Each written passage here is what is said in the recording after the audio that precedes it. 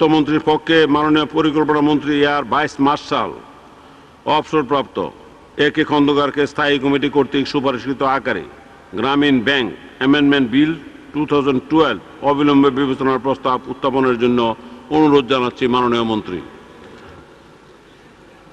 মাননীয় স্পিকার, আপনাকে ধন্যবাদ।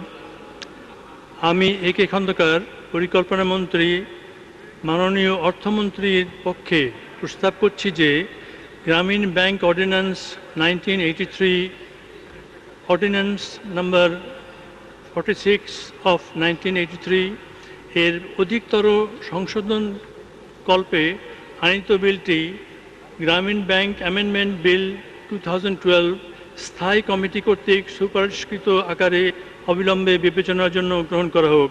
মাননীয় স্পিকার, আপনাকে ধন্যবাদ। ধন্যবাদ মাননীয় মন্ত্রী। মাননীয় সদস্যবৃন্দ, এই বিলটির উপর জনমত যাচাইয়ের প্রস্তাব দিয়েছেন মাননীয় সদস্য জনাব মোহাম্মদ ফজলুল আজিম, জনাব নাজিমুদ্দিন আহমদ লক্ষ্মীপুর 1, জনাব জাফরুল ইসলাম চৌধুরী চট্টগ্রাম 15। মাননীয় সদস্যবৃন্দ, এই বিলটি বাছাই কমিটিতে প্রেরণের প্রস্তাব দিয়েছেন মাননীয় সদস্য জনাব মোহাম্মদ ফজলুল আজিম, নোয়াখালী 6, জনাব নাজিমুদ্দিন আহমদ লক্ষ্মীপুর 1 এবং জনাব জাফরুল ইসলাম চৌধুরী চট্টগ্রাম 15। জনমত যাচাইয়ের প্রস্তাব, বাছাই কমিটিতে প্রেরণ সম্পর্কে প্রস্তাব এবং বিলটির সাধারণ নীতি সম্পর্কে আলোচনা একই সাথে অনুষ্ঠিত হবে। আমি এখন নোটিশদাতা মাননীয় সদস্যগণকে তাদের প্রস্তাবের পক্ষে বক্তব্য রাখার জন্য অনুরোধ জানাচ্ছি। প্রথমে মাননীয় সদস্য জনাব মোহাম্মদ ফজলুল আজিম, নোয়াখালী 6। জি মাননীয় সদস্য, 2 মিনিট। হবে না, একটু বাড়াই দিবেন। 2 মিনিটে হবে না, 3 মিনিট। যান, কোন 3 মিনিট। এই বিলটির আমি শুধু বিরোধিতা নয়, ঘোর বিরোধিতা করি। মাননীয় স্পিকার, গ্রামীণ ব্যাংক বিশ্বময় সুপরিচিত নোবেল পুরস্কার বিজয়ী একটি প্রতিষ্ঠান। সম্ভবত গ্রামীণ ব্যাংক একটি মাত্র জাতীয় প্রতিষ্ঠান যেটি নোবেল বিজয়ী হয়েছে। বিশ্বে আরও এই ধরনের প্রতিষ্ঠান বিজয়ী হয়েছে, কিন্তু আন্তর্জাতিক প্রতিষ্ঠান, জাতীয় প্রতিষ্ঠান একটি মাত্র প্রতিষ্ঠান, সেটি সারা বিশ্বে, সেটি গ্রামীণ ব্যাংক বাংলাদেশের। এই গ্রামীণ ব্যাংকের প্রতিষ্ঠাতা, মাইক্রো ক্রেডিটের ক্রিয়েটার, প্রবক্তা, বিশ্বনন্দিত অর্থনীতিবিদ, নোবেল বিজয়ী প্রফেসর মোহাম্মদ ইউনুস। মাননীয় স্পিকার, এই শম্ভুদা ছিলেন না, চুপ করেন। 44 লক্ষ গরিবের তথা দুস্থ মহিলা নিজেদের অর্থে শেয়ার কিনে এই ব্যাংকের মালিকানায় অধিষ্ঠিত হয়েছে।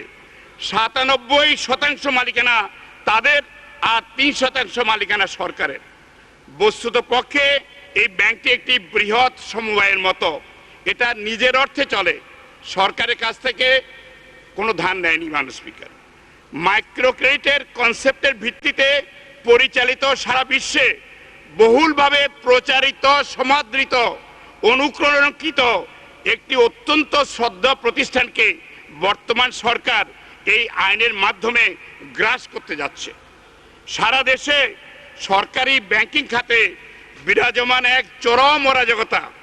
সোনালী ব্যাংক সহ আরও বেশ কয়েকটি রাষ্ট্রায়ত্ত ব্যাংক আর্থিক কেলেঙ্কারিগ্রস্ত। সোনালী ব্যাংক থেকে হলমার্কের 4000 কোটি টাকা জালিয়াতির রহস্য আজও সরকার উদ্ঘাটিত করতে পারেনি। রহস্য তো উদ্ঘাটন দূরের কথা, আজ পর্যন্ত একটি মামলা হয়নি, কোনো ব্যক্তিকে আসামির কাঠগড়ায় দাঁড়ানো করা হয়নি।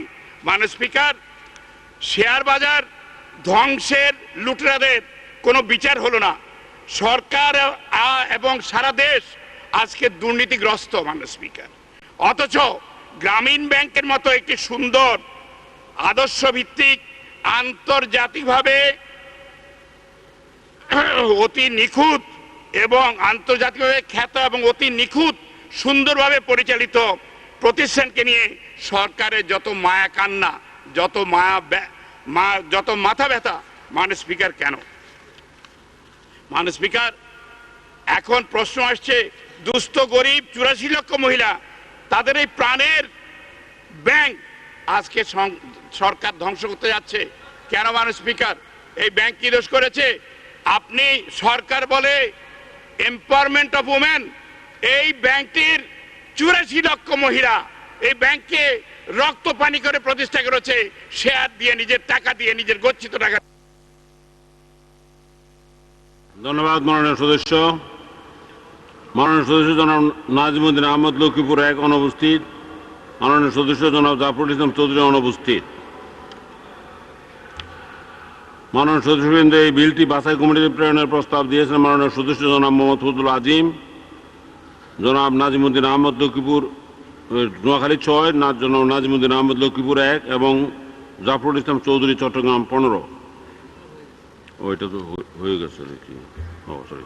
মাননীয় অর্থমন্ত্রীর পক্ষে মাননীয় পরিকল্পনা মন্ত্রী এয়ার ভাইস মার্শাল অবসরপ্রাপ্ত A.K. খন্দকারকে বক্তব্য রাখার জন্য অনুরোধ জানাচ্ছি। মাননীয় মন্ত্রী। মাননীয় স্পিকার, আপনাকে ধন্যবাদ। সম্মানিত সদস্য জনাব ফজলুল আজিম তার বক্তব্য রেখেছেন, কিন্তু যেহেতু বিলটি স্থায়ী কমিটিতে প্রেরিত হয়েছিল এবং স্থায়ী কমিটি বিলটি পরীক্ষা নিরীক্ষা করে সংসদে রিপোর্ট প্রদান করেছে, সেহেতু এই পর্যায়ে বিলটি পুনরায় জনমত যাচাই বা বাছাই কমিটিতে প্রেরণের প্রয়োজন আছে বলে মনে করি না। অতএব মাননীয় সদস্যের প্রস্তাবগুলি গ্রহণ করতে পারছি না বলে আমি দুঃখিত। মাননীয় স্পিকার, আপনাকে ধন্যবাদ। ধন্যবাদ মাননীয় মন্ত্রী। মাননীয় সদস্যবৃন্দ, আমি এখন বিলটির উপর জনমত যাচাইয়ের প্রস্তাবটি ভোটে দেব। সংসদের সামনে প্রশ্ন হচ্ছে, বিলটির উপর জনমত যাচাইয়ের জন্য মাননীয় সদস্য যে প্রস্তাব দিয়েছেন তা গ্রহণ করা হোক। যারা এই প্রস্তাবের পক্ষে আছেন তারা হা বলুন, যারা এই প্রস্তাবের বিপক্ষে আছেন তারা না বলুন। না জয়যুক্ত হয়েছে, না জয়যুক্ত হয়েছে, না জয়যুক্ত হয়েছে। অতএব বিলটির উপর জনমত যাচাইয়ের প্রস্তাবটি নাকচ হল। মাননীয় সদস্যবৃন্দ, আমি এখন বিলটি বাছাই কমিটিতে প্রেরণের প্রস্তাবটি ভোটে দেব। সংসদের সামনে প্রশ্ন হচ্ছে, বিলটি বাছাই কমিটিতে প্রেরণের জন্য মাননীয় সদস্য যে প্রস্তাব দিয়েছেন তা গ্রহণ করা হোক। যারা এই প্রস্তাবের পক্ষে আছেন তারা হা বলুন, যারা এই প্রস্তাবের বিপক্ষে আছেন তারা না বলুন। না জয়যুক্ত হয়েছে, না জয়যুক্ত হয়েছে, না জয়যুক্ত হয়েছে। অতএব বিলটি বাছাই কমিটিতে প্রেরণের প্রস্তাবটি নাকচ হলো। সংসদের সামনে প্রশ্ন হচ্ছে, স্থায়ী কমিটি কর্তৃক সুপারিশকৃত আকারে গ্রামীণ ব্যাংক অ্যামেন্ডমেন্ট বিল 2012 অবিলম্বে বিবেচনার জন্য গ্রহণ করা হোক। যারা এই প্রস্তাবের পক্ষে আছেন তারা হা বলুন, যারা এই প্রস্তাবের বিপক্ষে আছেন তারা না বলুন। হা জয়যুক্ত হয়েছে, হা জয়যুক্ত হয়েছে, হা জয়যুক্ত হয়েছে। অতএব স্থায়ী কমিটি কর্তৃক সুপারিশকৃত আকারে গ্রামীণ ব্যাংক অ্যামেন্ডমেন্ট বিল 2012 অবিলম্বে বিবেচনার জন্য গৃহীত হলো। বিলের দফায় সংসদে আনা হয়েছে। বিলের দফা 1 এবং 2 এর উপর সংসদে এনেছেন মাননীয় সদস্য জনাব মোহাম্মদ ফজলুল আজিম, নোয়াখালী 6। আমি এখন মাননীয় সদস্যকে তার সংশোধনীগুলি উত্থাপন ও উহার পক্ষে বক্তব্য রাখার জন্য আহ্বান জানাচ্ছি।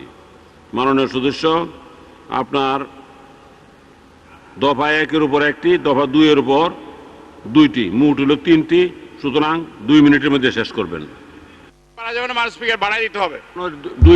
মাত্র 3টা, অনেক বেশি সময় দিচ্ছি।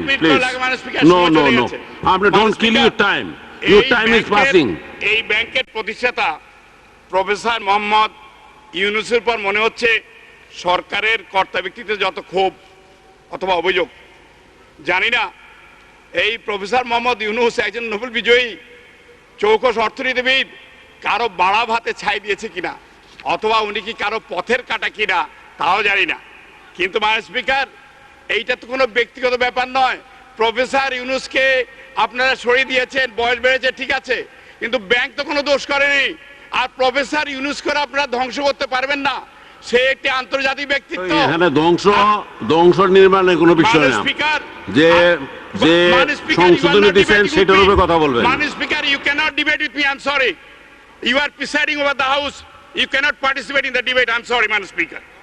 মাননীয় স্পিকার, এখানে যেটা কথা হয়েছে, এই ব্যাংকের আমাদের মাননীয় অর্থমন্ত্রী বলেছে, বিলে উদ্দেশ্যে বলেছে এই ব্যাংকের ব্যবস্থাপনা পরিচালক নিয়োগের সৃষ্ট জটিলতা নিরসনে গ্রামীণ ব্যাংক অধ্যাদেশ 2012 জারি করার প্রয়োজনীয়তার কথা বলেছেন।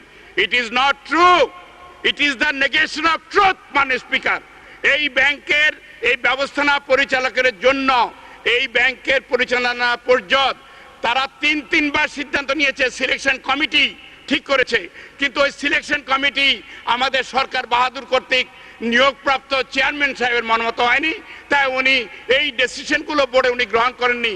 স্বৈরাচারী ভাবে উনি এটা করতে পারেন না। This chairman should have been removed rather than coming up with this enactment of law. এই অ্যামেন্ডমেন্ট মোটেই গ্রহণযোগ্য না মাননীয় স্পিকার। এই কারণে মাননীয় স্পিকার, আমি আইনের বলে ধন্যবাদ মাননীয় সদস্য। আমি এখন মাননীয় অর্থমন্ত্রীর পক্ষে মাননীয় পরিকল্পনা মন্ত্রী এয়ার ভাইস মার্শাল অবসর প্রাপ্ত এ কে খন্দকারকে বক্তব্য রাখার জন্য অনুরোধ জানাচ্ছি। মাননীয় মন্ত্রী।